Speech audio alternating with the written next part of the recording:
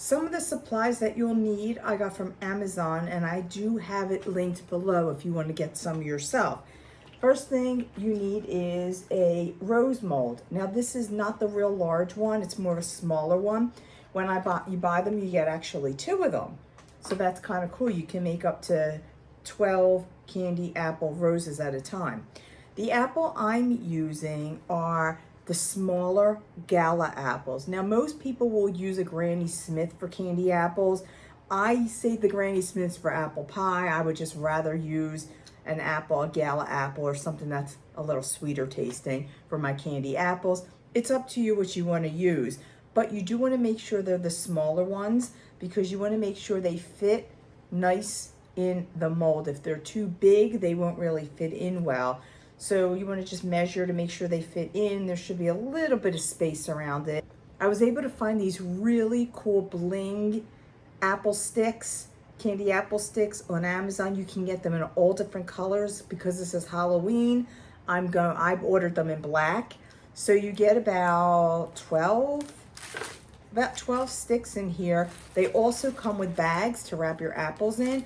If you've watched my videos in the past, you know I'm not a fan of corn syrup. I rarely ever use it. I don't normally use it in most of my baking, but for candy apples, you definitely need it. The reason the corn syrup works well is because it gives it that nice shine and that specific consistency you need to dip the apples in. You will need to start this a few days before you plan on dipping the apples.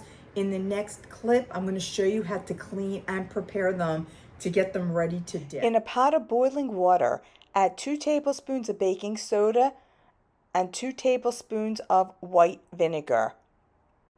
Add your apples to the water, coating completely, and leave in there for no more than 10 seconds. Remove the apples and place in a bowl of very cold water. Let them sit for about a minute. Then place them back in the cold water again. Using a soft water-absorbent microfiber towel, dry those apples completely. Don't forget to include the hole where the stem was. Let your apples sit for 1 to 2 days, and you'll notice a lot of the sap is coming out of it. So you want to get that off and dry it real well. Any liquid on the apples will make the candy not stick. As they sit, you'll notice that they kind of change colors. They're not very pretty looking. They still taste exactly the same. I'm going to take my sticks and I want to insert this where the stem was. And to get this in really well, I'm going to hammer them in.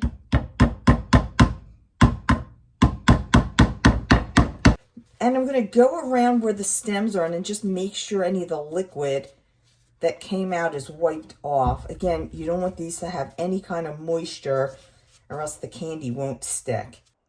In a very large pot, add 3½ cups of granulated sugar and 1 cup of water.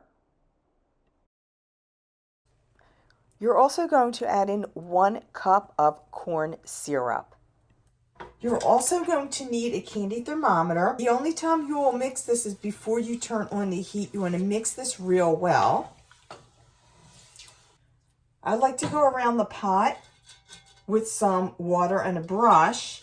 That'll prevent any sugar on the side of the pot from crystallizing, which will burn. And with your thermometer, we're going to heat this on a medium heat until it comes to 300 degrees.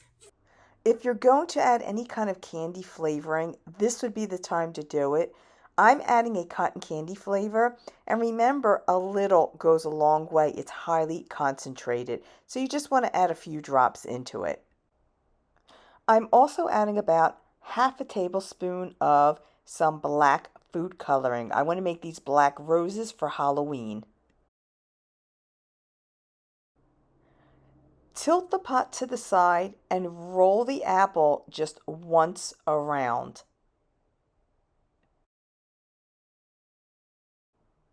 Let the excess candy drip to the bottom of the mold and then hold the apple in place for about 30 seconds to a minute. After they set, remove the mold, and they will look like these beautiful roses. Be sure to like this video, share it, and subscribe to this channel, and I'll see you all next time.